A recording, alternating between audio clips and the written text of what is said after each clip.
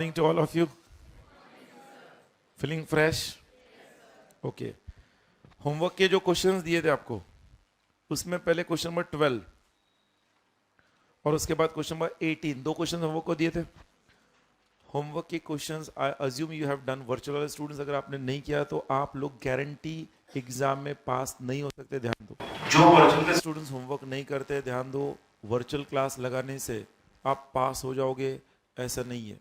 Virtual class लगाने के बाद भी आपका ड्यूटी है कि होमवर्क टाइम टू टाइम करे. ये आपके कन्वीनियंस के लिए आपने वर्चुअल क्लास लगाया. Keep that in mind. So I request to do the homework. Question number 12 क्या पूछा है? Let us discuss the answer. It is asked over there, whether a valid contract of pledge has been made between A, the bailor, and bank, the bailey.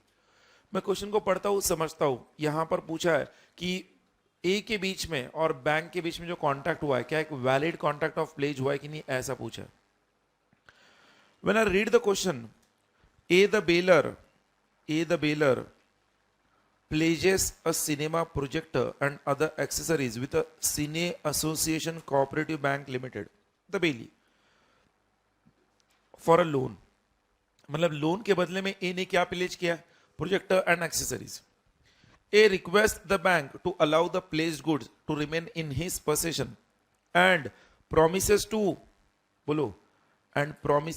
hold the same in trust for the bailey and also for the promises to hand over the possession of the same to the bank whenever demanded. इसका मतलब है ए ने bank को कहा है मैं projector आपके पास pledge कर रहा हूं, बट ये प्रोजेक्टर का पोजीशन मैं आपके बिहाफ पर मैं होल्ड करता हूं. आपके बिहाफ पर ये प्रोजेक्टर मैं होल्ड करूंगा. अगर मैंने लोन रिपे करने के लिए कभी भी डिफॉल्ट किया तो आप जब डिमांड करोगे तब आपको प्रोजेक्टर लौटा दूंगा. नॉर्मल कॉन्ट्रैक्ट ऑफ प्लेज में जो गुड्स होते हैं वो पॉनर पॉनी के पास पोजीशन ट्रांसफर करता है, बट ये एक ऐसा कॉन्ट्रैक्ट ऑफ प्लेज है जो हमने डिफरेंस में लिखा था, और ये प्लेज को हम कहते हैं कंस्ट्रक्टिव डिलीवरी. याद है ना, बेलमेंट ऑफ प्लेज का जो डिफरेंस लिखा था लास्ट लेक्चर में, तो उसमें हमने डिफरेंस प्लेज में लास्ट डिफरेंस प्लेज का क्या लिखा था? कंस्ट्रक्टिव डिलीवरी लिखा था ना, जिसमें पॉनर के पास क्या रहता है? स्पेशल इंटरेस्ट होता. पॉनर के पास पोजीशन होगा और पॉनी के पास स्पेशल इंटरेस्ट होता है. यहां पर पॉनर कौन है? ए. Bailor is pawnor. और बैंक कौन है? Pawnee, that is bailee. प्रोजेक्टर भले ही बैंक के पास प्लेज किया गया है, बट प्रोजेक्टर का पोजीशन किसके पास है? ए के पास है. बैंक के पास सिर्फ क्या है? इंटरेस्ट है. ए उसे होल्ड कर रहा है बैंक के बिहाफ पर, और उन्होंने पूछा है क्या ए ने ये जो प्लेज किया है क्या ये वैलिड कॉन्ट्रैक्ट ऑफ प्लेज है? आपको कहना yes, it is a valid contract of pledge, जिसमें ए के पास कंस्ट्रक्टिव प्लेज हुआ है, कंस्ट्रक्टिव डिलीवरी हुआ है ना. और यस और नो, सबको समझा? पक्का? ओके. इसका एक्सप्लेनेशन आंसर लिख कर देने की जरूरत है? सबको आ गया? 12th के बाद 18 क्वेश्चन मैक्सिमम स्टूडेंट्स को नहीं आया होगा, मुझे पता है, और आया भी होगा तो जस्ट चेक आपका सही या नहीं. पहले स्क्रीन पर देखते हैं. 12 का तो मैंने आपको बता दिया. 12th क्वेश्चन जो हमने देखा ना, उसमें डायग्राम ऐसे होगा. 12th क्वेश्चन में ए पॉनर है, सीने एसोसिएशन कोऑपरेटिव बैंक लिमिटेड है, cinema projector and accessories loan पे दिए, सॉरी प्लेज किया है सिक्योरिटी के लिए और लोन लिया है.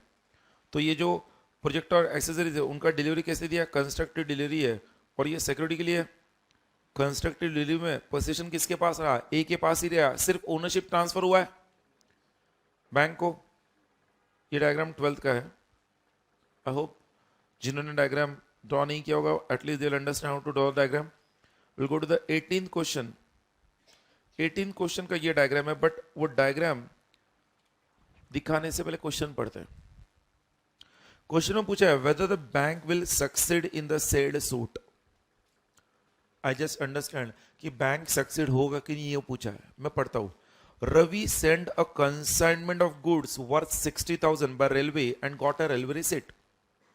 He obtained an advance of 30,000 from the bank and endorsed and delivered the railway receipt in favor of the bank by way of security. मतलब रवि ने कंसाइनमेंट के थ्रू कुछ गुड्स 60,000 के सेंड किए. अब रवि कंसाइनमेंट कर रहा है, मतलब रवि कंसाइनर है, कंसाइनी को भेज रहा है. कंसाइनी का नाम दिया है क्या? नहीं. तो हम समझेंगे रवि कंसाइनर है, कंसाइनमेंट रिसिट लिया है और वो कंसाइनी को गुड्स भेज रहा है। अब जो कंसाइनमेंट रिसिट बना है वो किसके नाम से बना है? कंसाइनी के नाम से। कंसाइनी को गुड्स किसके थ्रू भेज रहा है? रेलवे के थ्रू। रवि ने क्या करना चाहिए था? रेलवे से कंसाइनमेंट रिसिट आने के बाद वो कंसाइनमेंट रिसिट कंसाइनी को सेंड करना चाहिए था। और यस और नो? और कंसाइनी को रिसिट सेंड करने के बाद क्या करना था? बोलो। कंसाइनी को रिसिट सेंड करने के बाद उसने वो जो भी गुड्स है रेलवे के थ्रू कंसाइनी को मिलने पर कंसाइनी उसे क्या करेगा? कंसाइनी रेलवे रिसिट दिखाएगा रेलवेज को और गुड्स ले लेगा। ये नॉर्मल ट्रांजैक्शन होना चाहिए था, बट रवि ने ऐसा किया क्या? नहीं। रवि ने कंसाइनमेंट के थ्रू, मतलब कंसाइनी के थ्रू क्या कर दिया? सॉरी, कंसाइनी के लिए गुड्स भेज दिया रेलवे के थ्रू, और वो रेलवे रिसिट कंसाइनी को सेंड करने के बजाय रवि खुद वो कंसाइनमेंट रिसिट लेकर बैंक के पास गया। बैंक के पास कंसाइनमेंट रिसिट लेकर कौन गया? रवि। कंसाइनमेंट रिसिट पर नाम किसका था? कंसाइनी का। तो क्या उस कंसाइनमेंट रिसिट का ओनर रवि था? नहीं, Ravi was the non owner. Consignee के अनुसार कॉन्ट्रैक्ट वॉइडेबल है। कंसाइनी के अनुसार कॉन्ट्रैक्ट वॉइडेबल है बिकॉज जो कंसाइनमेंट रिसिट उसके लिए था वो रवि खुद यूज कर रहा है, बट कंसाइनी को ये पता ही नहीं है। कंसाइनी ने अभी तक कॉन्ट्रैक्ट को रिसाइंड नहीं किया है। तो आप देखो स्क्रीन पर, मैं आपको जो दिखा रहा हूं, पहले ध्यान दो। मैं आपको जैसे कहा, रवि कंसाइनर है, उसने रेलवेज के थ्रू 60,000 के गुड्स भेजे कंसाइनी को। जो कंसाइनमेंट का रिसिट आया, रेलवे रिसिट बना ना, जो कंसाइनमेंट रेलवे रिसिट बना वो एक्चुअली वो किसके नाम से था? कंसाइनी के नाम से था, बट वो रिसिट लेकर बैंक के पास प्लेज किसने किया? रवि ने किया, जो पॉनर बना बट नॉन ओनर पॉनर बना। बैंक ने उसे गुड फेथ में इसलिए लिया because Ravi was the consignor. Yes और नो? बैंक ने गुड फेथ में ये लिया ये देखकर कि रवि ओनर है, बट एक्चुअली रिसिट किसके नाम से था? कंसाइनी के नाम से। तो बैंक ने गुड फेथ में एज अ पॉनी वो रिसिट एक्सेप्ट कर लिया और बैंक ने रवि को 30,000 का एडवांस दे दिया। ये क्वेश्चन है ना? अब हुआ क्या सुन लो। रेलवे ने वो गुड्स रास्ते में खो गए, रेलवे से गुड्स में लॉस्ट, रेलवे से गुड्स रास्ते में लॉस्ट हो गए, रेलवे से गुड्स लॉस्ट हो गए, तो रेलवे से उस गुड्स को वसूल करने का राइट बैंक के पास आ जाएगा बिकॉज कंसाइनमेंट रिसिट किसके पास था? बैंक के पास, रेलवे रिसिट। अब बैंक रेलवे को सूट फाइल कर सकता है। बैंक अगर रेलवे पर सूट फाइल करेगा, बैंक ने रवि को एडवांस कितना दिया? 30,000। गुड्स का वैल्यू कितना था? 60,000। बैंक रेलवे से 60,000 सूट फाइल करके रिकवर करेगा, बट बैंक कितना रख पाएगा? 30,000, और बचा हुआ 30,000 किसे देना पड़ेगा? रवि को। अब ये कौन सा प्लेज हुआ? Pledge by a non owner under a voidable contract, but the pawnee acts in good faith.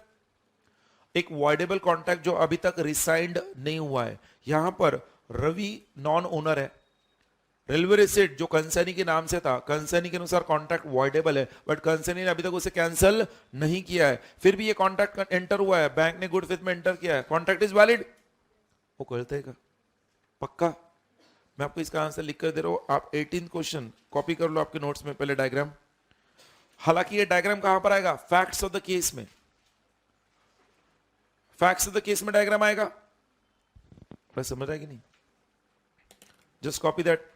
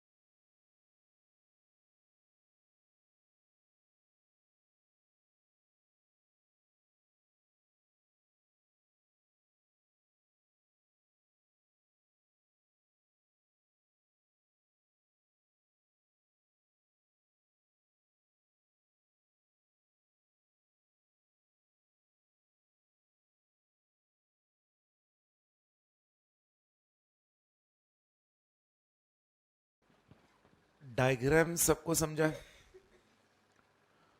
Diagram में किसी को कोई डाउट? पक्का?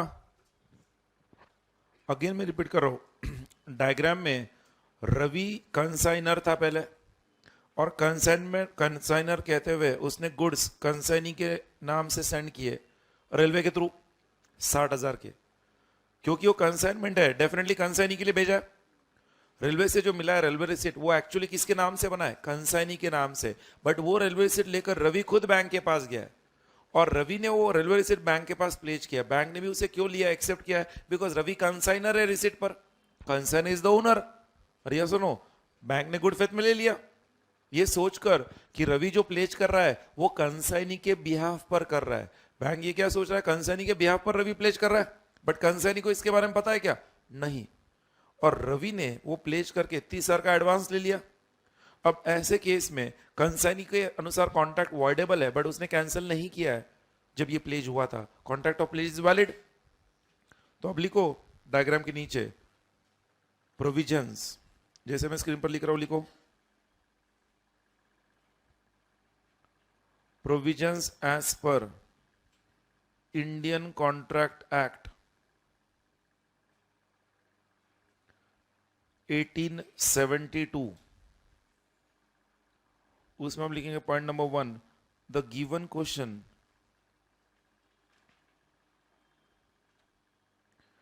Is based on, inverted commas में, pledge by non owner.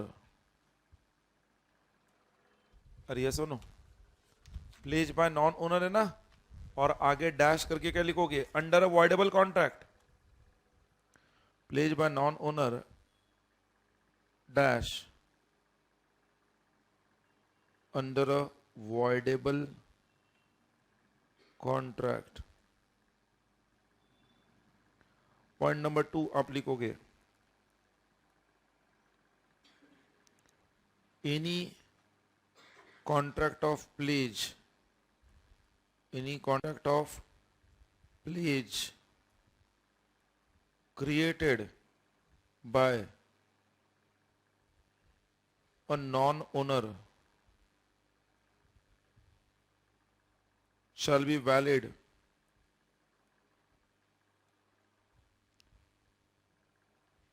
if dash करके inner side में सब clause A, the contract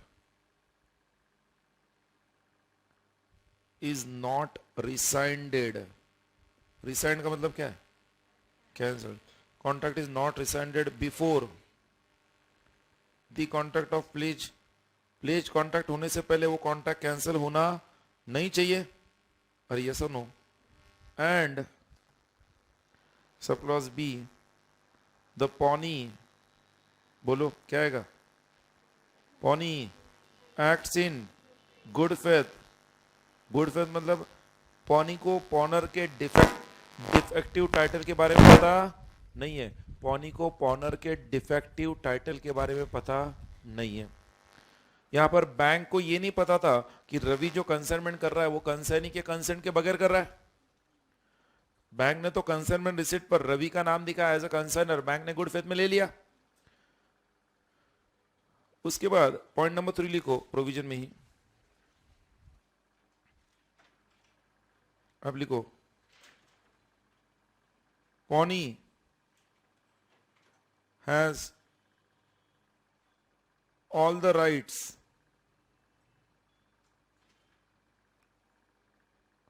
against the goods which pawner has in a valid contract of pledge, which the pawner has, comma, in a valid contract of pledge। मतलब एक valid contract of pledge में pony के पास वो सारे rights होंगे जो पॉनर के पास है। अरे सुनो, पॉनर के पास मतलब रवि के पास क्या राइट था? अगर रेलवे ने वो गुड्स डिलीवर नहीं किए तो रवि रेलवे से रिकवर कर सकता है। अब वो प्लेज हुआ है तो रवि का ये राइट किसको मिल रहा है? बैंक को। ये सुनो, point number 3 over. Facts of case तो आपने पहले ड्रॉ किया। नेक्स्ट हेडिंग लिखो कमेंट। प्रोविजन में कितने पॉइंट्स आए? 3। कमेंट में लिखो referring to the provisions and facts of the case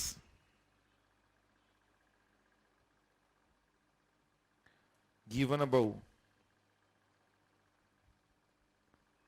I hereby comment that. I hereby comment that. Point number 1 लिखोगे. Point number 1.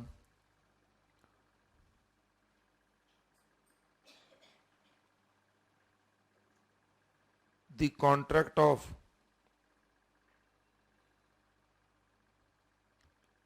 pledge by Ravi, the non-owner, is valid.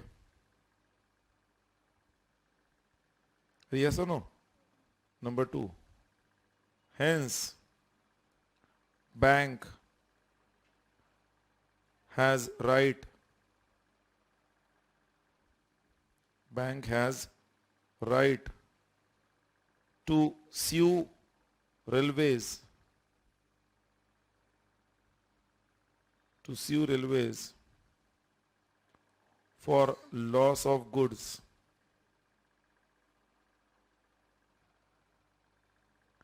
and recover the loss of rupees 60,000. Point number 3. However,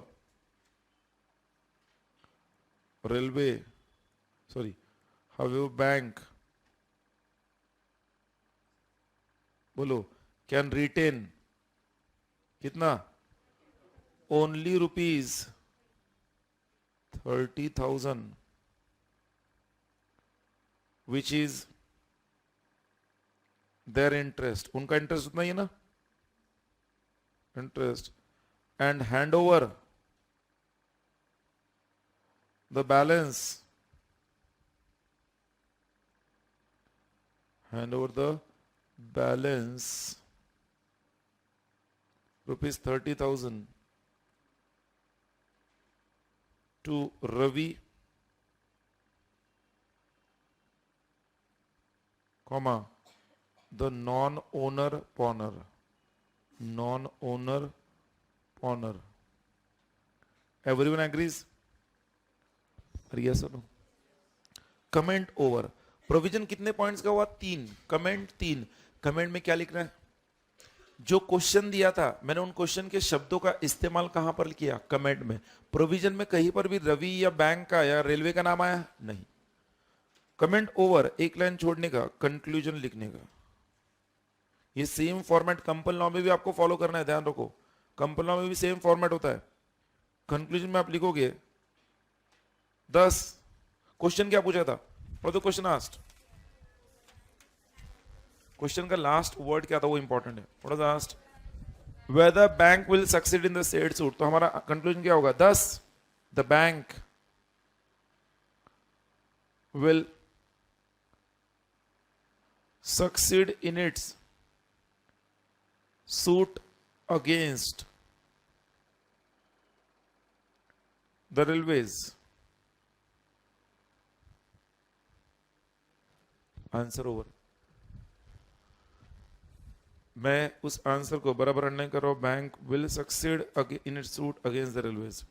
as a paper checker, examiner, जो मुझे expected है वो सभी answer है. Facts of the case में diagram भी है, प्रोविजन में 3 पॉइंट्स भी है, वो प्लेज बाय नॉन कंसेप्ट पर भी है. कमेंट के अंदर प्रॉपर एक्सप्लेनेशन दिया कि 30,000 रखेगा, 30,000 नहीं रख पाएगा. और क्या चाहिए? 8 मार्क का क्वेश्चन है, आसानी से 6-7 मार्क मिलते. कॉन्ट्रैक्ट ऑफ प्लेज के इस एग्जाम्पल के साथ कॉन्ट्रैक्ट ऑफ प्लेज के सारे पॉइंट्स कंप्लीट हो गए. We start our discussion for the next last special contract, that is contract of agency. सब स्टूडेंट्स अपने नोटबुक में हेडिंग दो, everyone, contract of agency, and just screen पर ध्यान दो. कोई कुछ लिखेगा नहीं जब तक मैं ना बोलूं. देखो, मैं बिगिनिंग में जब स्पेशल कॉन्ट्रैक्ट्स आपको बता चुका हूं, उस वक्त मैंने आपको बताया था सबको कि कॉन्ट्रैक्ट ऑफ एजेंसी में क्या स्पेशल चीज है जो उसको स्पेशल कॉन्ट्रैक्ट बनाती है? What is the special thing in agency? अरे इस कॉन्ट्रैक्ट को स्पेशल कॉन्ट्रैक्ट क्यों कहते हैं? इसमें खास बात क्या है? बिकॉज इस कॉन्ट्रैक्ट में कंसिडरेशन जरूरी नहीं है। अरे देखा था ना, भूल गए क्या? नॉर्मल कॉन्ट्रैक्ट के लिए कंसिडरेशन जरूरी होता है, इन स्पेशल कॉन्ट्रैक्ट्स में कुछ तो एक स्पेशल चीज है, और एजेंसी कॉन्ट्रैक्ट में कंसिडरेशन नहीं है तो भी कॉन्ट्रैक्ट क्या है? वैलिड है। वो जो डायग्राम स्क्रीन पर मैंने ड्रॉ किया है, उस डायग्राम में आप देखना, वहां पर सेंटर में कौन है? एम्प्लॉई, और बाहर कौन है? एजेंट। हम उस डायग्राम को देखकर ये कहते हैं, क्या कहते हैं? Every employee is an agent, but every agent is not an employee. आपके शॉप का हर एम्प्लॉय आपका एजेंट है, बट हर एजेंट एम्प्लॉय नहीं है। क्यों? रीजन नंबर 1, एम्प्लॉय को सैलरी मिलता है, एजेंट को कमीशन मिलता है। एम्प्लॉय परफॉर्म करे ना करे, सैलरी देनी पड़ेगी। एजेंट सेल्स करेगा तो ही कमीशन मिलेगा। अरे ऐसा नो, बहुत बड़ा डिफरेंस है एजेंट और एम्प्लॉय का, बट फिर भी हम कहते हैं every employee is an agent. ये सबको समझा? अच्छा, तो एजेंट कौन होता है? एजेंट वो व्यक्ति होता है जिसके एक्ट के लिए प्रिंसिपल लायबल होता है। जिस व्यक्ति के एक्ट के लिए कोई तीसरा पर्सन लायबल होगा, प्रिंसिपल, तो हम कह सकते हैं दो पार्टीज के बीच में क्या है? प्रिंसिपल एजेंट रिलेशनशिप है। तो मुझे याद दिलाता है कि जो आप पार्टनरशिप एक्ट में पढ़ चुके थे, every partner is a principle of himself and agent of other partner. Partner अपने एक्ट्स के लिए दूसरे पार्टनर्स को बाइंड कर सकता है, बट कौन से एक्ट्स के लिए? Acts which are done in the ordinary course of business of the firm, which are within his authority. जो पार्टनर के इंप्लाइड अथॉरिटी में आते हैं, उन्हीं एक्ट के लिए वो बाकी पार्टनर को लायबल कर सकता है ना। अरे ये सुनो, अगर कोई पार्टनर अपनी अथॉरिटी के बाहर जाकर काम करता है तो क्या वो पार्टनर बाकी पार्टनर्स को लायबल कर सकता है? नहीं। अरे ये सुनो, सेम थिंग यहां पर है एजेंसी में। एजेंट के हर एक्ट के लिए प्रिंसिपल लायबल है, बट अगर एजेंट कोई एक्ट अपनी अथॉरिटी के बाहर जाके काम करेगा तो उसके लिए प्रिंसिपल भले ही थर्ड पार्टी को लायबल होगा, बट प्रिंसिपल बाद में वो लॉस किससे रिकवर करेगा? एजेंट से। प्रिंसिपल अपने जेब से भरेगा नहीं, थर्ड पार्टी को प्रिंसिपल ही देगा, बट बाद में वो एजेंट से रिकवर करेगा। What we understand from this? किसी भी कॉन्ट्रैक्ट ऑफ एजेंसी में अगर आपको एंटर होना है, स्क्रीन पर देखो, एजेंसी कॉन्ट्रैक्ट के लिए there are 4 basic essential elements. ये 4 एलिमेंट्स बहुत जरूरी है एजेंसी कॉन्ट्रैक्ट के लिए। जब तक ये चारों एलिमेंट सेटिस्फाई नहीं होते, एजेंसी कॉन्ट्रैक्ट वैलिड नहीं है। 4 एलिमेंट्स क्या है, पहले समझते हैं, उसके बाद लिखते तो ज्यादा बेटर होगा। ध्यान दो, so don't write please, I will give you time to write. पहला एलिमेंट दिया बेसिस, और बेसिस को हम कहते हैं, क्या लिखा है? For every act of agent principal is liable to third parties. Contract of agency के लिए जरूरी है कि एजेंट के हर एक्ट के लिए, अब देखो एवरी एक्ट लिखा है, फिर act with in his authority हो या विदाउट हिज अथॉरिटी हो, उसके अथॉरिटी के बाहर हो, for every act of agent principal must be liable to third parties. अगर है तो वी कैन से यस, उनमें कॉन्ट्रैक्ट ऑफ एजेंसी है। आपके मन का कोई डाउट होगा तो वो एंड में क्लियर होगा। जस्ट मैं जो बोला उतना समझ लो। पहला पॉइंट सबको समझा? एजेंट का कोई भी एक्ट हो, उसके लिए प्रिंसिपल अगर लायबल है तो उन दोनों में प्रिंसिपल एजेंट रिलेशनशिप है। नंबर 2, एजेंसी कॉन्ट्रैक्ट एंटर करने के लिए कंसेशन जरूरी नहीं है। Concession is not necessary. मतलब क्या? आपने एक पर्सन को एजेंट अपॉइंट कर दिया, 1 साल के अंत तक उसने कोई भी सेल्स नहीं किया, नॉट अ सिंगल सेल्स, आप उसे कमीशन दोगे क्या? नहीं। आपने उसके साथ जब कॉन्टैक्ट किया था 5 साल का किया था, सेकेंड ईयर में क्या अभी भी वो आपका एजेंट है? यस। आपने उसके साथ कॉन्ट्रैक्ट ऑफ एजेंसी 5 साल के लिए किया, 1 साल में उसने कोई सेल्स नहीं किया, बट फिर भी कॉन्ट्रैक्ट ऑफ एजेंसी कंटिन्यूड है। और जब ये कॉन्ट्रैक्ट एंटर हुआ था उस वक्त उसे कोई कंसेशन देने की जरूरत पड़ी थी? नहीं। बट मतलब क्या? कॉन्ट्रैक्ट ऑफ एजेंसी के लिए कंसेशन जरूरी नहीं है। Third element, contract of agency में जो प्रिंसिपल होगा ना, प्रिंसिपल, ध्यान दो, principal must only be a person having contractual capacity. Student बोलते सर ये नई बात क्या है, हमको तो पता है person must be having a capacity to contract, he must be competent to contract. तो प्रिंसिपल के पास कॉन्ट्रैक्चुअल कैपेसिटी होनी चाहिए, तुमको पता है। कॉन्ट्रैक्चुअल कैपेसिटी मतलब क्या, मेजर पर्सन होना चाहिए, साउंड माइंड का होना चाहिए, नॉट डिस्क्वालिफाइड बाय लॉ होना चाहिए। ऐसा क्यों होना चाहिए? बिकॉज एजेंट के हर एक्ट के लिए लायबल कौन है? प्रिंसिपल। अगर प्रिंसिपल के पास कॉन्ट्रैक्चुअल कैपेसिटी होगा तभी वो लायबल होगा। अरे इसका मतलब ये हो गया, लास्ट एलिमेंट देखो, एजेंट में लिखा है any person can become an agent. एक माइनर को भी हम एजेंट अपॉइंट कर सकते हैं, एक अनसाउंड माइंड का पर्सन भी एजेंट बन सकता है। क्यों? अरे अभी अभी देखा है, एजेंट के हर एक्ट के लिए लायबल कौन है? प्रिंसिपल। तो अगर एक माइनर एजेंट होगा या अनसाउंड माइंड का पर्सन एजेंट होगा, कोई दिक्कत नहीं, अगर वो कुछ भी बात एक्ट करेगा उसके लिए प्रिंसिपल ही लायबल है, तो वो लोग एजेंट बन सकते हैं। Any person can become agent. But यहां पर एक पॉइंट आपको ध्यान रखना है, जब एक माइनर या अनसाउंड माइंड का व्यक्ति एजेंट बनता है तो वो व्यक्ति अपने किसी भी एक्ट के लिए प्रिंसिपल को लायबल नहीं होता है। मैंने क्या कहा? जब एक माइनर और अनसाउंड माइंड का व्यक्ति क्या बनता है? एजेंट बनता है, तो वो अपने किसी भी एक्ट के लिए प्रिंसिपल को लायबल नहीं होता। किसी भी मतलब जो उसके अथॉरिटी में आए या अथॉरिटी में नहीं आए, उसको समझाने के लिए पहले वो थियरी पढ़ लो। क्या लिखा मैंने वहां पर? Even a minor or a person of unsound mind can become an agent. However, क्या लिखा है? बोलो, such agent is not responsible for any of his act. किसी भी अपने एक्ट के लिए वो लायबल नहीं है। किसको? To the principal. ये section 184 of contract of agency में दिया है। इसको समझने के लिए अब ये एग्जाम्पल देखो, पहले ध्यान से देखो, उस एग्जाम्पल को ध्यान से देखो, समझो। उस एग्जाम्पल में पी एक प्रिंसिपल है, उसने अपनी कार बेचने के लिए एक एजेंट को अपॉइंट किया है, क्यू को। किसको अपॉइंट किया है? क्यू को। क्यू को पी ने कहा है अपनी मेरी कार कितने में बेचना है? 2 लाख में। क्यू पी की कार बेचने के लिए अपने शोरूम में रख देता है। क्यू एक सेकंड हैंड कार डीलर है, मान लो।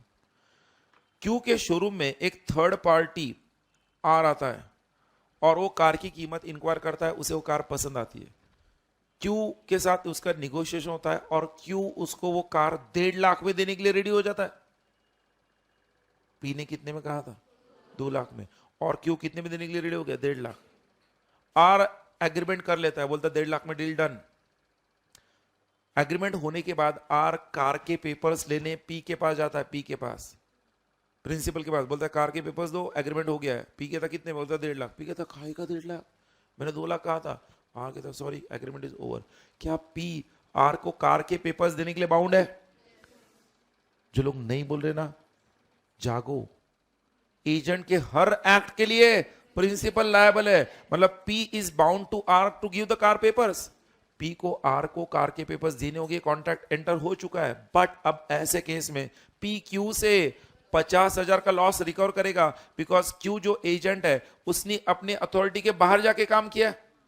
उसको 2 लाख बोला था, 1.5 लाख में बेचा। यस और नो? कहानी में वो ट्विस्ट आ गया। क्यू जो एजेंट है ना, वो माइनर था, मान लो। क्यू एक माइनर एजेंट था। अब क्यू ने आर के साथ जो कॉन्ट्रैक्ट किया, क्या वो वैलिड है? कॉन्ट्रैक्ट वैलिड है, बिकॉज माइनर के हर एक्ट के लिए लायबल कौन है? प्रिंसिपल। कॉन्ट्रैक्ट वैलिड है। 1.5 लाख में आर को पी को कार के पेपर्स देने ही पड़ेंगे। अब पी होने वाला नुकसान 50,000 क्यू से रिकवर कर सकता है क्या? नहीं। वही तो हमने पढ़ा है। हमने क्या पढ़ा है ऊपर? अरे क्या पढ़ा है? Even a minor or a person of unsound mind can become an agent. However, such agent is not responsible for any of his acts to the principal. मतलब जब एक प्रिंसिपल किसी को अपना माइनर एजेंट अपॉइंट करता है या एक अनसाउंड माइंड के पर्सन को एजेंट अपॉइंट करता है, principal appoints him at his own risk. Principal को ये पता होना चाहिए कल को इसने कुछ एक्ट अथॉरिटी के बाहर जाके किया तो भी मैं इसको लायबल नहीं कर सकता हूं। भले ही बेशक करे आप अपॉइंट, बट लायबल नहीं कर सकते। माइनर नहीं है, बंदा माइनर नहीं है, अथॉरिटी के बाहर जाके एक्ट करता है तो प्रिंसिपल उससे रिकवर कर सकता है। That is the difference. तो अब सब लोग आपके नोट्स में हेडिंग दे चुके, फटाफट लिखो। सबसे पहले वो डायग्राम ड्रॉ करके वो पॉइंट लिख लो।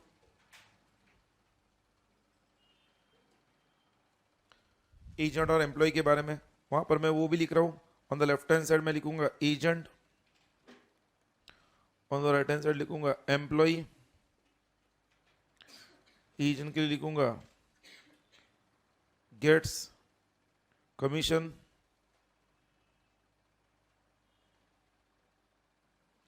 इधर लिखूंगा gets salary oblique wage respective of performance. और यहां पर जो ना gets commission only when he performs. और करते का डू इट क्विकली।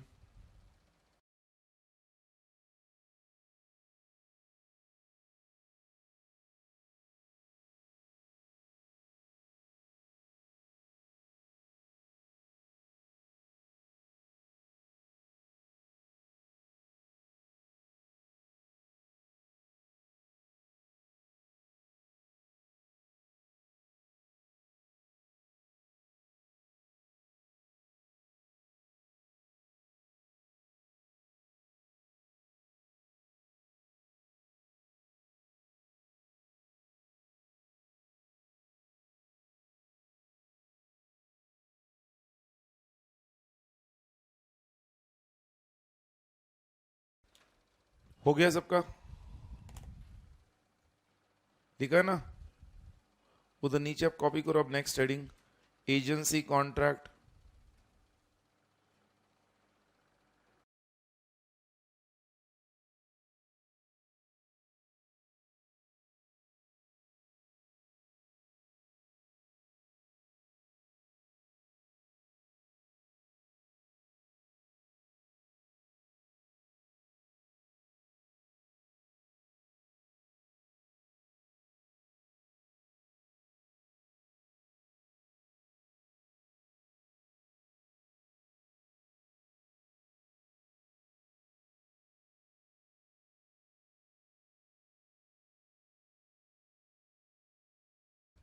चुक चुक करने की जरूरत ही नहीं है। क्या लिखा हमने ऊपर? देयर आर 4 बेसिक एलिमेंट्स, उतना ही लिखा है।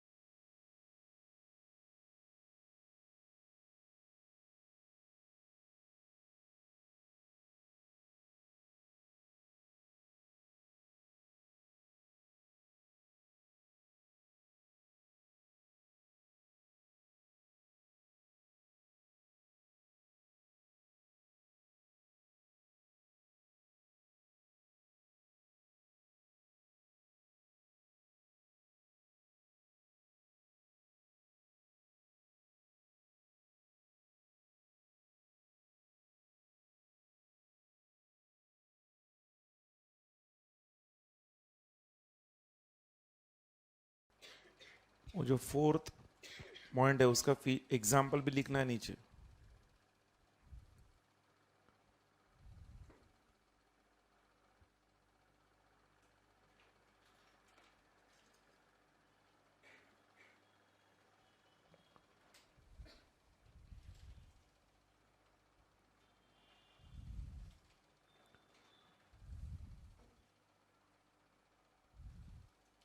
एग्जाम्पल में जाऊं मैं?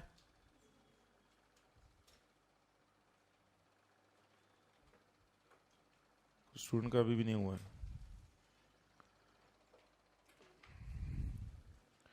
जिनको एग्जाम्पल रिकलेक्ट और at least you start drawing PQR है, उतना तो शुरुआत करो, बेसिक ढांचा ड्रॉ कर लो।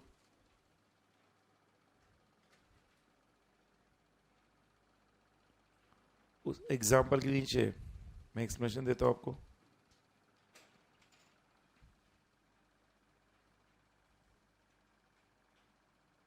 आप लिखोगे in the above case P is bound by the contract entered by Q with R, but P cannot, बोलो, correct,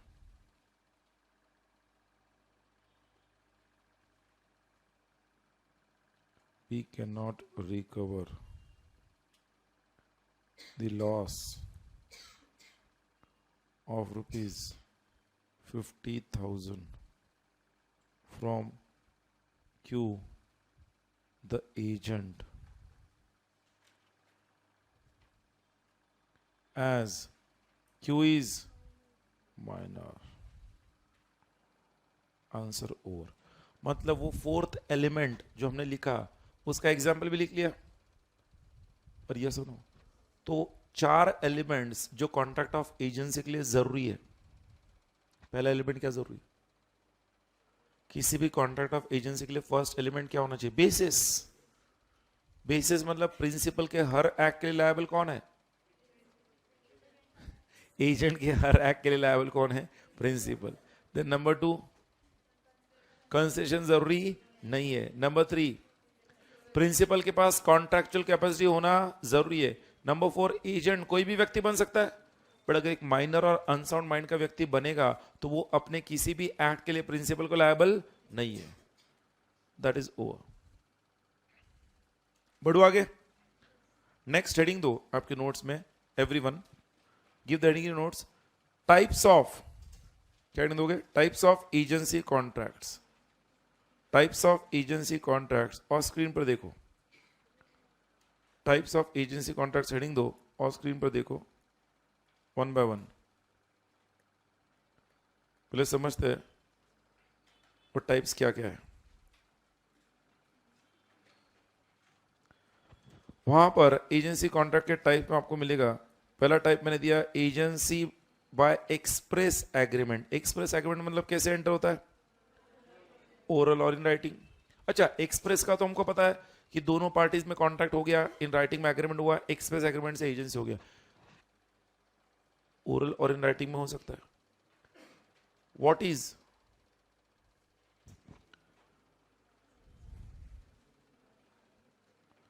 देखो, एक्सप्रेस एग्रीमेंट तो सबको पता है। What is implied agreement?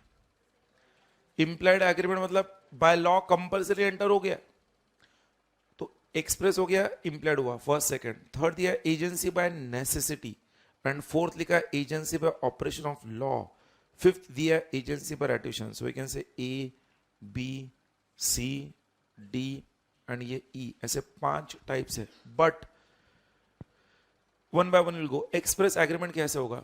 जब एक्सप्रेस एग्रीमेंट होगा, इन राइटिंग होगा या ओरली होगा, प्रिंसिपल एजेंट को पावर ऑफ अटॉर्नी देता है। क्या देता है? पावर ऑफ अटॉर्नी, मतलब अपने बिहाफ पर एक्ट करने का पावर देता है, उसे कहते हैं पावर ऑफ अटॉर्नी। जब प्रिंसिपल ये पावर देगा तब एजेंट कोई भी एक्ट प्रिंसिपल के बिहाफ पर करेगा तो प्रिंसिपल बाउंड होगा। ये पावर ऑफ अटॉर्नी जब दिया जाएगा उसे कहते हैं एक्सप्रेस एग्रीमेंट से दिया जाता है। फिर वो पावर ऑफ अटॉर्नी कैसे भी होता है, एक पर्टिकुलर ट्रांजैक्शन के लिए दिया जाएगा, मतलब जनरल होगा, या हम कह सकते हैं एक सीरीज ऑफ ट्रांजैक्शंस के लिए दिया जाएगा, एक पर्टिकुलर ट्रांजैक्शन के लिए पर्टिकुलर होगा, पर्टिकुलर पावर ऑफ अटॉर्नी होगा, या काफी ट्रांजैक्शंस के लिए उसे अटॉर्नी मिलेगा तो जनरल पावर ऑफ अटॉर्नी होगा। पावर ऑफ अटॉर्नी जनरल हो सकता है, पर्टिकुलर हो सकता है, या स्पेशल हो सकता है। स्पेशल मतलब क्या, मुझे अपनी कार बेचनी है तो सिर्फ कार बेचने के लिए पावर ऑफ अटॉर्नी दिया, स्पेशल हुआ। General power of attorney, special power of attorney या पर्टिकुलर पावर ऑफ अटॉर्नी, ये कहां पर आएगा, एक्सप्रेस एग्रीमेंट में आएगा, जिसमें क्या होगा, प्रिंसिपल अपने बिहाफ पर एजेंट को एक्ट करने का पावर देगा। सिंपल है। इंप्लाइड एग्रीमेंट में अब देखो वहां पर टाइप में क्या दिया, नंबर 1 एजेंसी बाय एस्टॉपल, दूसरा एजेंसी बाय होल्डिंग आउट, तीसरा एजेंसी बाय कोहैबिटेशन, मतलब क्या, लिविंग टुगेदर। ये 3 क्या है, सब टाइप्स है। Will go to the implied agreement. Implied agreement में पहला लिखा है एजेंसी बाय एस्टॉपल। हमने अभी अभी जो पॉइंट एग्जाम्पल देखा था ना, उस एग्जाम्पल को एजेंसी बाय एस्टॉपल के पॉइंट ऑफ व्यू से देखते हैं। आपने जो एग्जाम्पल अभी देखा, उस एग्जाम्पल में मैंने कहा यहां पर हमने m को माइनर, q को माइनर बताया था। फॉर एग्जाम्पल हम q को माइनर नहीं बताते, q एक मेजर है मान लो। p ने q को कार बेचने के लिए क्या कर दिया, अपनी कार, सुनो, p ने अपनी कार q के शोरूम में जाकर लगा दी सेल करने के लिए।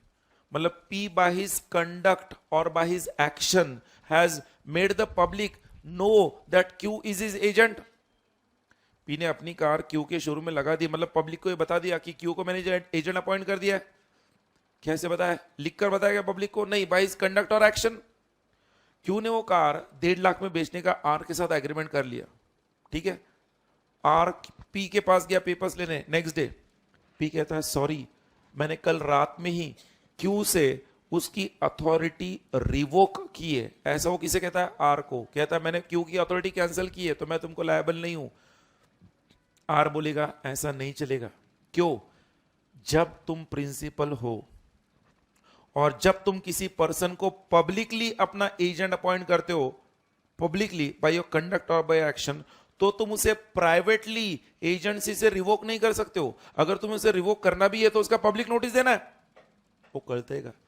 यहां पर पी ने आर को क्या कहकर बचना चाहा कि मैंने कल ही क्यू से अथॉरिटी रिवोक की है, तो व्हाट डज द लॉ से, यहां पर पी और क्यू में जो होता है ना वो एजेंसी बाय एस्टॉपेल होता है। कैसे, अब देखो वो जो एक्सप्लेनेशन में बता रहा हूं आपको, इन द अबव केस जो हमारा एग्जांपल है, P इज एस्टॉप्ड, P इज एस्टॉप्ड मतलब क्या, stopped, P is stopped from denying Q's authority to enter into contact as Q is agent by estoppel of P.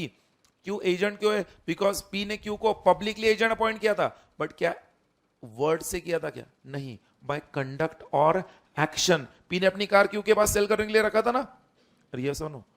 तो एजेंसी बाय एस्टॉपेल का meaning हमको लिखना है बाद में नीचे, यहां पर हम एक बार टाइप्स लिखेंगे ना तब एजेंसी बाय एस्टॉपेल का मीनिंग भी लिखना है। एजेंसी बाय एस्टॉपेल सबको समझा है, यस और नो, ओके। एक काम करो, आप टाइप्स ऑफ एजेंसी कॉन्ट्रैक्ट का डायग्राम ड्रॉ करो। सुनो, एक्सप्रेस एग्रीमेंट में बता चुका हूं, और इंप्लाइड एग्रीमेंट में पहला कौन सा पता है, एस्टॉपेल, फिर उसका पॉइंट लिख लेते हैं। आप types of agency contract heading देके लिख लो, बी फास्ट।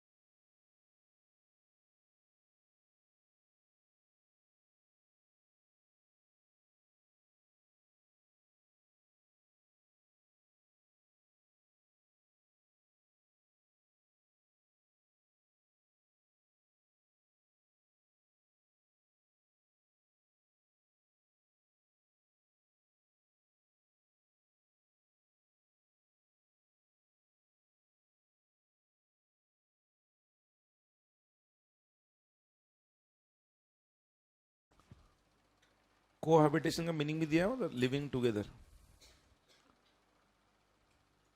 एबीसीडी लिखा है सबने, एबीसीडी ई, 5 टाइप्स आपने लिखे हैं, उसमें से आप अब एक्सप्रेस एग्रीमेंट एक्सप्लेनेशन लिखने की जरूरत नहीं है, बिकॉज हमने वहीं पर लिख दिया ओरल और इन राइटिंग। और ये सुनो, उसके नीचे आप भले ही लिख सकते हो by power of attorney, power attorney देकर वो एग्रीमेंट एंटर होगा। इम्प्लाइड एग्रीमेंट में फिर आप नीचे हेडिंग दो, पहला एजेंसी बाय एस्टॉपेल, उस डायग्राम के नीचे क्या हेडिंग दोगे, एजेंसी बाय एस्टॉपेल, और पहले ये लिख लो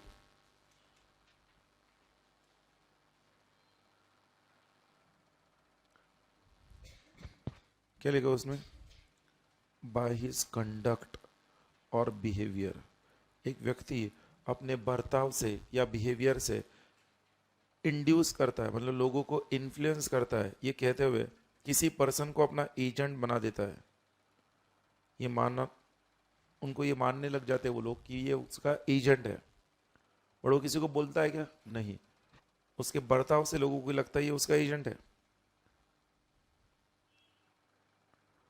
तो एक बार अगर लोगों को ये पता चल गया तो बाद में लेटर वो व्यक्ति उस व्यक्ति के अथॉरिटी को डिनाय नहीं कर सकता।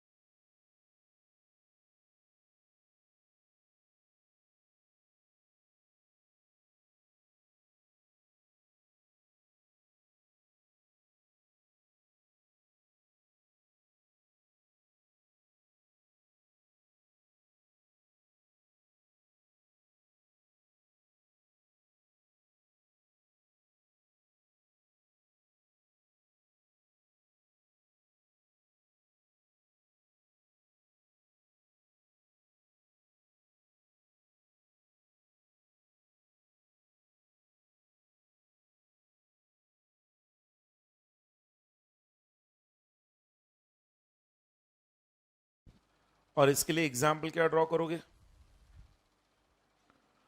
बोलो। जो ऊपर का एग्जाम्पल था सेम वो ड्रॉ कर लेना, वो मैं आपको दिखाऊंगा नहीं, सिर्फ आप क्यों माइनर जो लिखोगे, लिखा था ऊपर, वो माइनर लिखोगे नहीं। अरे ये सुनो, वो जो ब्रैकेट में लिखा ना, that is when agent is appointed publicly by conduct of behaviour, then principal can not revoke his authority privately.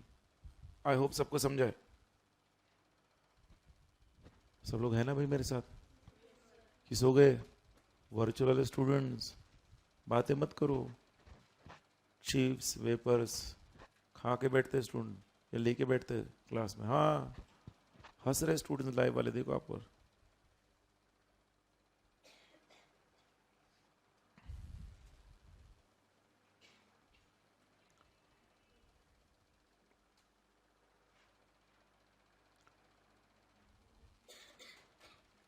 बढ़ू आगे, आगे बढ़ू मतलब next second, agency by estoppel हो गया है।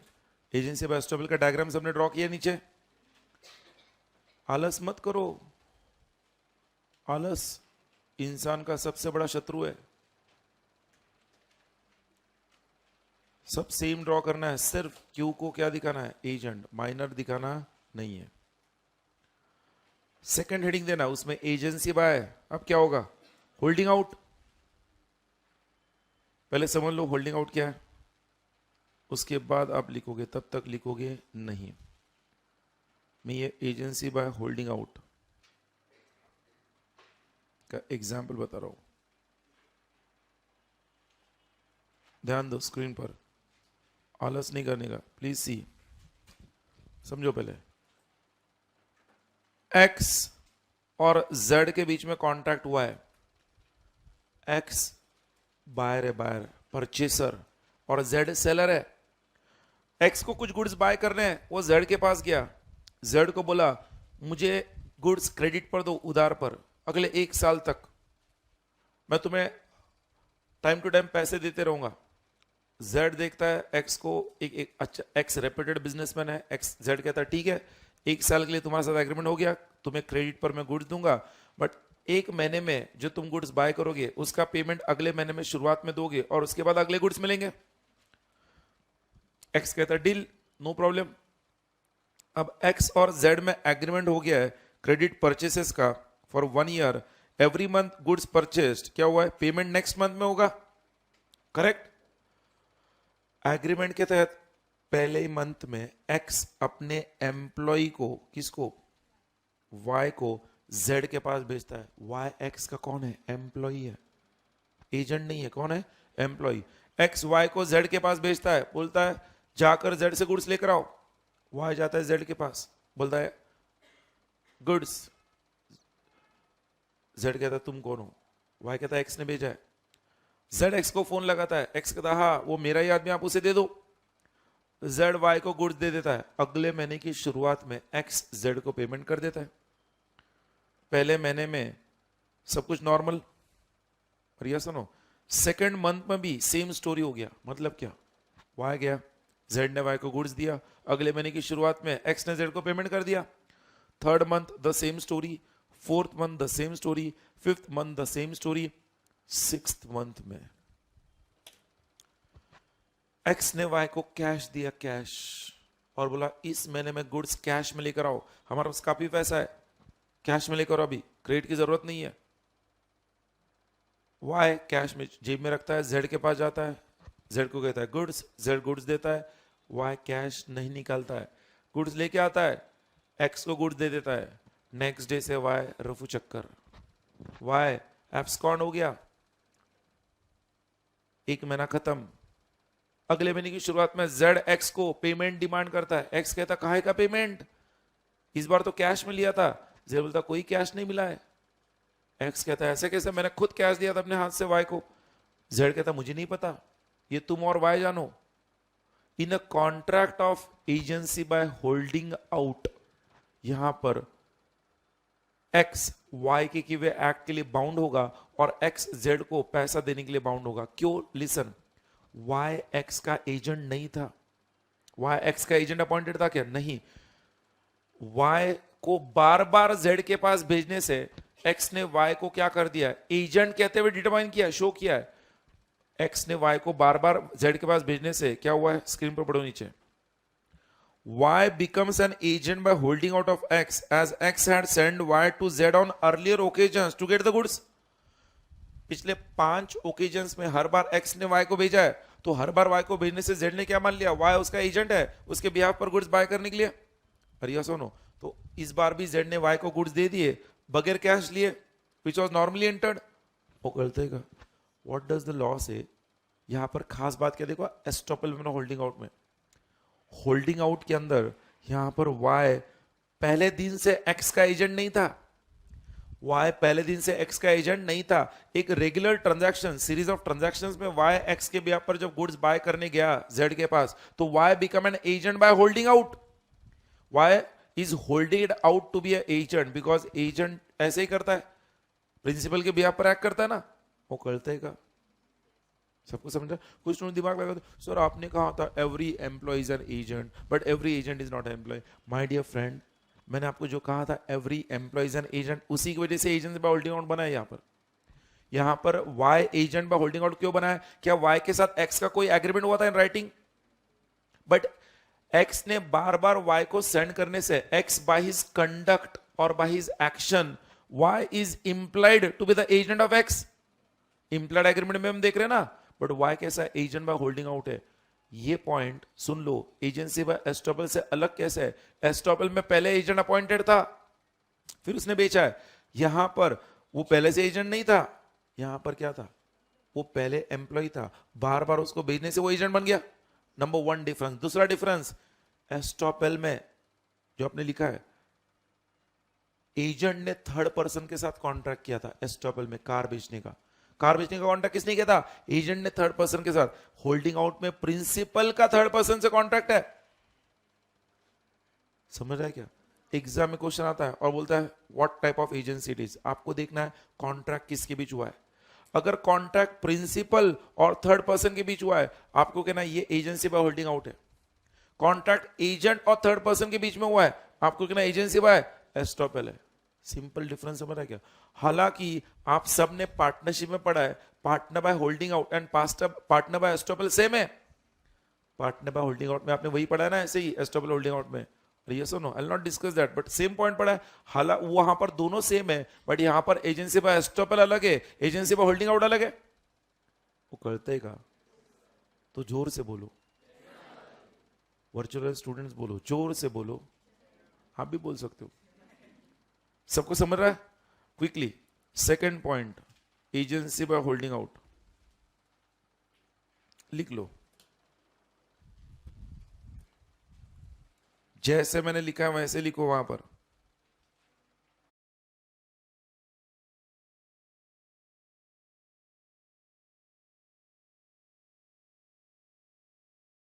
में लिख कर दे रहा हूं मैं आपको कि आप 4 साल बाद भी घर में देखोगे ना, तो आपको हर एक कंसेप्ट समझना चाहिए। आप आपके और किसी स्टूडेंट को पढ़ाना चाहोगे तो भी आप पढ़ा सकते हो, उसकी अलग से फीस देने की, बट रॉयल्टी।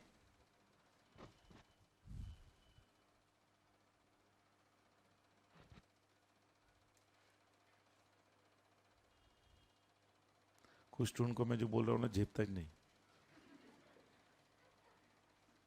उनको क्या सर क्या बोल रहे हैं। जिनको नहीं समझता ना चुपचाप लिखो, आपकी सेहत के लिए वही अच्छा है। लेकिन कुछ स्टूडेंट ऑ करते हैं।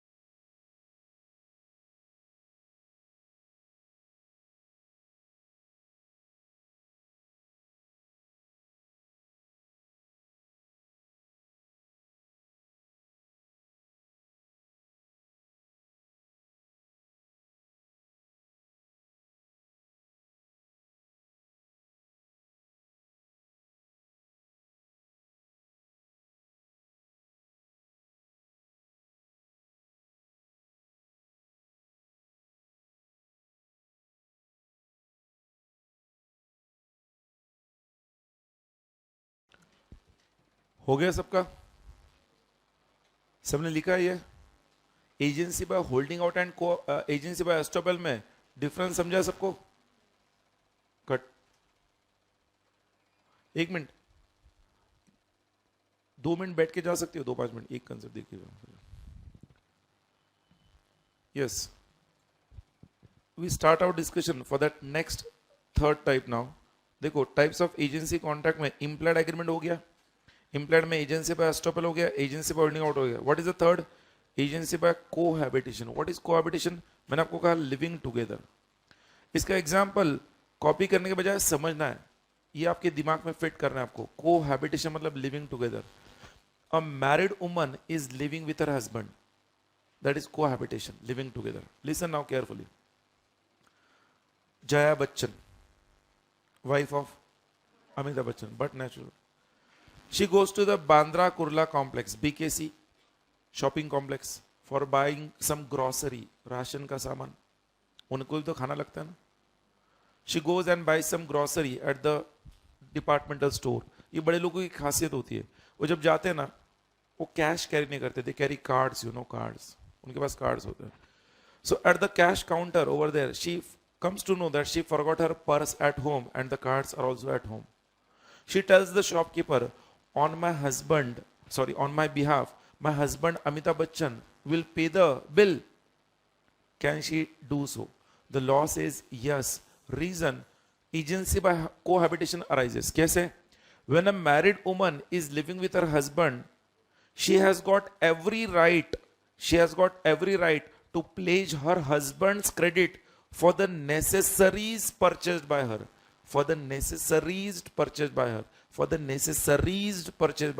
Food, clothing, shelter, education, instruction comes in necessaries. Food, grocery, necessary hai, she can do so. She comes out of that departmental store and enters in a sari showroom, buys 100 saris and tells the shopkeeper, on my behalf, my husband Amitabh Bachchan will pay the bill. Can she do so? Yes. अरे food, clothing, कपड़ा भी तो आता है ना. Sir 100 saris, अरे भाई 100 हो, 10 हो या 10 हो, ये उनकी 2 हो, उनकी मर्जी. साड़ी तो सारी है, कपड़ा तो कपड़ा है. पर ये सुनो, फूड क्लोथिंग में ऐसा दिया क्या एक ही कपड़ा? Clothing is clothing. तो 100 साड़ीज हो या 1000 हो, she can pledge his credit. और यस और no, she comes out of that sari showroom, enters in a Tanishq diamond showroom, buys some 3 diamonds and tells the shopkeeper, on my behalf, my husband Amitabh Bachchan will do or pay. Can she do so? No, because diamond is a luxury. Diamond is not a necessary. तो उस case में a married woman, when she is living with her husband, she can pledge his credit, even though married woman is appointed as agent. क्या नहीं, but implied, compulsory by law, she has a right to do so. इसे कहते हैं agency by cohabitation. इसी में एक twist बता रहा हूं, ट्विस्ट जो आज का लास्ट पॉइंट होगा. लास्ट पॉइंट ध्यान दो. अ married woman not living with her husband but not divorced yet. A married woman not living with her husband but not divorced yet pledges her husband's credit for the necessaries purchased by her, and that will not be by cohabitation because she is not living together. It is agency by necessity. जो हमारा अगला point रहेगा, क्या होगा? Agency by necessity. यहां पर अभी तक उसका डाइवोर्स हुआ नहीं है हस्बैंड के साथ, ना ही वो एक साथ रहते हैं, बट फिर भी अगर डाइवोर्स नहीं हुआ, she has got every right to pledge his credit for the necessaries purchase by her, and that will not be by cohabitation, it will be by agency by necessity. जरूरत के लिए. सबको समझ रहा है? आपके नोट्स में आप सिर्फ लिखो एजेंसी बाय कोहैबिटेशन और ये पॉइंट लिख लो उतना.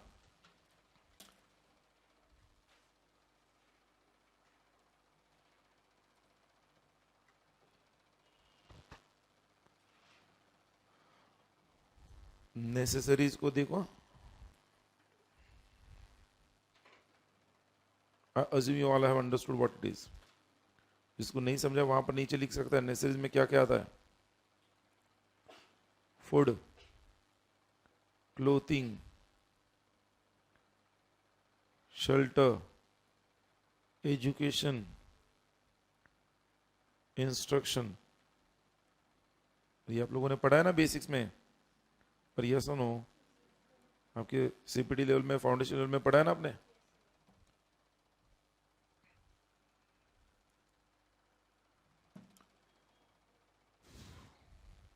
Married woman lives with her husband, ये एजेंसी इंप्लाइड एग्रीमेंट का कोहैबिटेशन थर्ड टाइप हुआ. एग्जाम में ऐसे ही क्वेश्चन आता है. सेम सिचुएशन, नाम दिया जाएगा X wife of Y pledges his credit for the necessaries purchase by her, can she do so. बोलो. आपको कहना है इंप्लाइड एग्रीमेंट के तहत it is agency by cohabitation. Exam में आया हुआ क्वेश्चन है.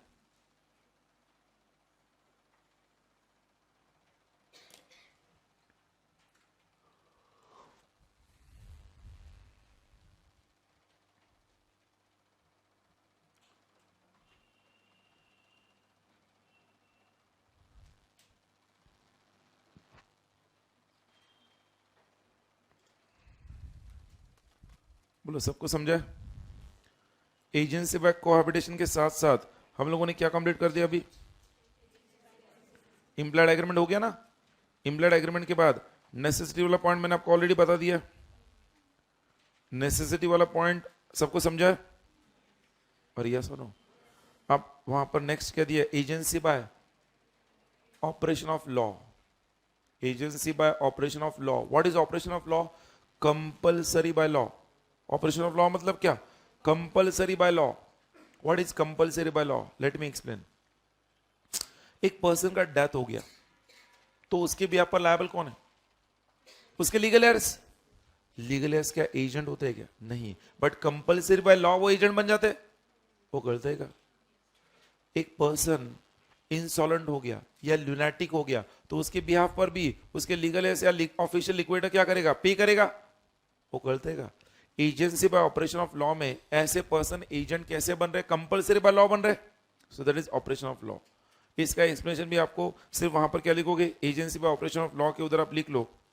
एवरीवन जगह है उधर तो लिख लो। Example, in case of death, lunacy, comma, insolvency, dash का आगे लिखो the legal heirs, comma nominee, comma official assignee. Official assignee बराबर ना? Official assignee shall be agents compulsory by law।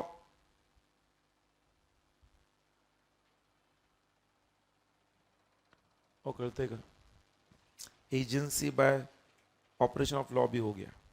What is the last type left? Agency by ratification. उतना हम discuss कर लेते हैं, then will stop for the day. Screen पर अब देखो एवरीवन। ओके, एजेंसी और रैटिफिकेशन लिखने से पहले एजेंसी बाय नेसेसिटी का पॉइंट लिख लो सब लोग। ओके, नेसेसिटी का एग्जांपल दिया मैंने। नेक्स्ट हेडिंग दो एजेंसी बाय नेसेसिटी, पहले उसका पॉइंट लिख लो। ठीक है, उतना ही हम डिस्कस करेंगे आज। एजेंसी बाय नेसेसिटी,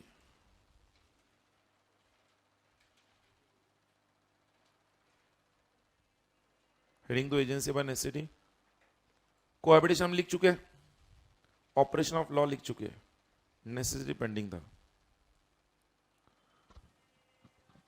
जो मैरिड वुमन का एग्जांपल दिया है but not living with her husband, not living with her husband, उस केस में आप देखो ये पांचों कंडीशन फुलफिल होते हैं, इसलिए एजेंसी बाय नेसेसिटी होता है। किसी भी एजेंसी बाय नेसेसिटी के लिए ये 5 एलिमेंट सेटिस्फाई होना जरूरी है। पहला एलिमेंट क्या दिया? There is actual and definite necessity to act. उसको जरूरी है क्या एक्ट करना? यस, बिकॉज उसका तो कोई रोजी रोटी है ही नहीं ना। Married woman not living with husband, she is dependent on him. अगर वो खुद इंडिपेंडेंट है, वो खुद कमा रही है, उस केस में नेसेसिटी नहीं होगा। If she is not earning, she is dependent on him, तो एक्चुअल एंड डेफिनेट नेसेसिटी आएगा। और यस और नो। नंबर 2, वो अपने हस्बैंड से टॉकिंग टर्म्स में नहीं है। इस principal can not be communicated. She is not on talking terms, but still उसे अभी तक वो अपना हस्बैंड का नाम इस्तेमाल कर रही है, तो वो protecting the name of his principal, that is husband. She acts as a man of ordinary prudence. और उसका जो एक्ट है वो बोनाफाइड होना चाहिए, इन गुड फेथ होना चाहिए। उसमें प्रिंसिपल को किसी भी तरह का नुकसान नहीं होना चाहिए। वो सिर्फ अपने नेसेसिटी के लिए उसका क्रेडिट प्लेज कर रही है।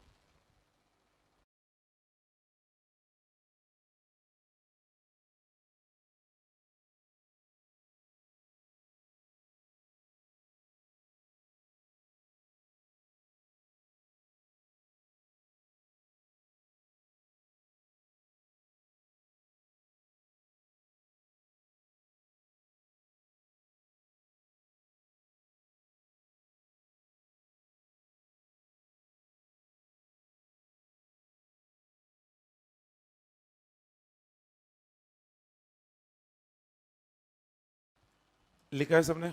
उसके नीचे एग्जाम्पल लिख लो।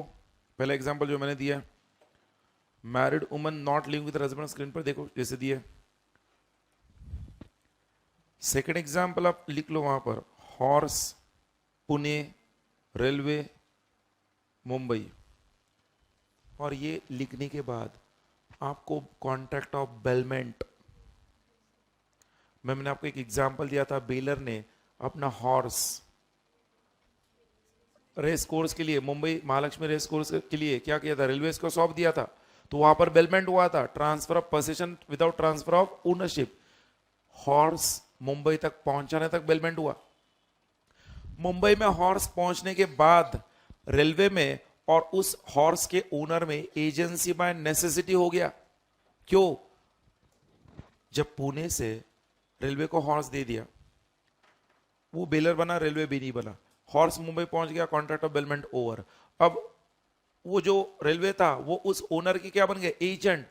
वो 15 दिन बाद गया ओनर, तो 15 दिन तक हॉर्स की देखभाल किसने की, रेलवेज ने। बट रेलवे एक एजेंट है, एजेंट का ड्यूटी है प्रिंसिपल के बिहाफ पर जो भी है इन नेसेसिटी वो एक्ट करे।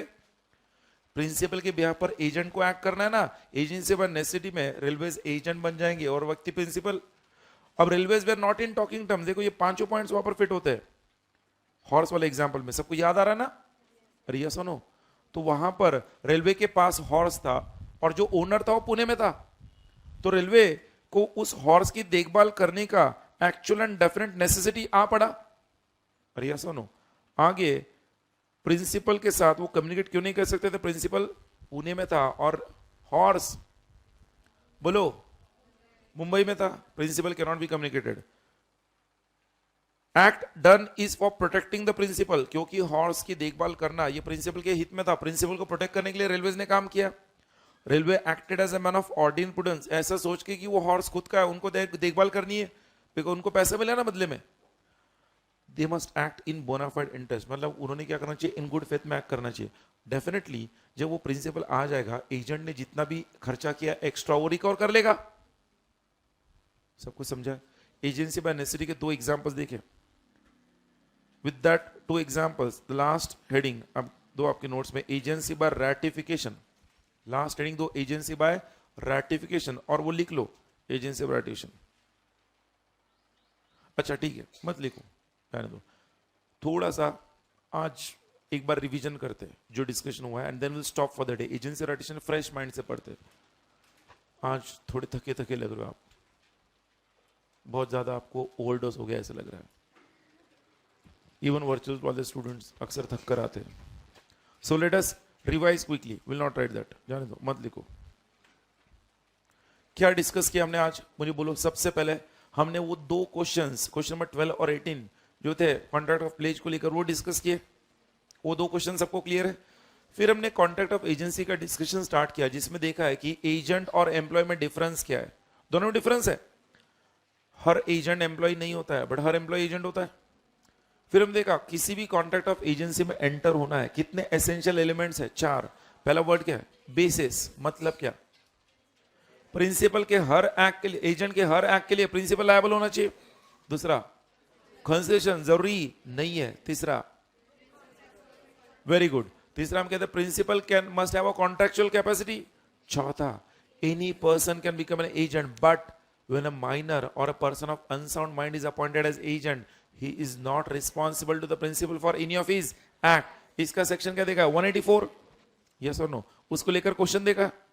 फिर हम देखा टाइप्स ऑफ एजेंसी, जिसमें पहला एक्सप्रेस एग्रीमेंट देखा, जिसमें ओरल इन राइटिंग होगा, जिसमें प्रिंसिपल क्या करता है, पावर ऑफ अटॉर्नी देता है।